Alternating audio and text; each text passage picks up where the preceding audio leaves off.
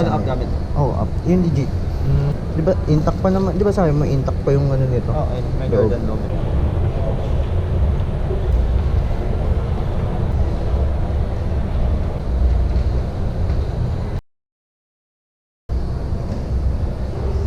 Kaya kan mo pa, di ba?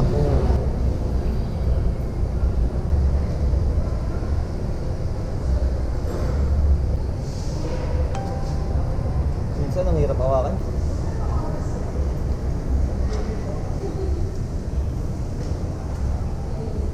Masasabi ko ano siya, authentic. Sa box pa lang.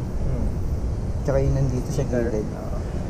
Kasi pag hinawakan mo yun, makakamdaman mo siya nakaangat. Pati yung nandito.